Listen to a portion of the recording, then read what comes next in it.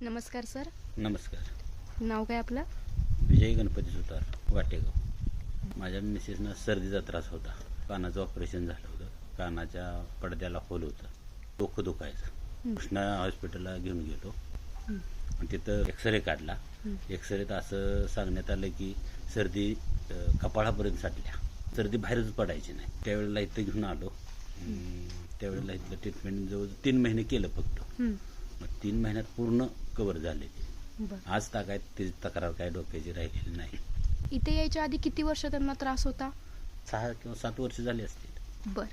ते आल्यानंतर तुम्हाला 3 महिन्यातच त्याचा रिझल्ट? हो, महिन्यापासून पहिल्या महिन्यापासूनच फरक पडला. आणि त्यांनी सांगितलं पाईप जर नाकात घातली तर पुन्हा 3-4 महिन्यानंतर होणारच. बर. पण मग ते आपल्या पंचगव्य औषधाने 3 महिन्यातच कव्हर झालं? हो, 3 महिन्यात. एवढा वर्ष तुम्ही इकडे तिकडे फिरत होतात हो. औषधासाठी, त्यांना बरं करण्यासाठी, पण जवळच्या जवळ एवढं असून तुम्हाला हे माहित नव्हतं. धन्यवाद सर, थोडक्यात माहिती छान पद्धतीने दिल्याबद्दल.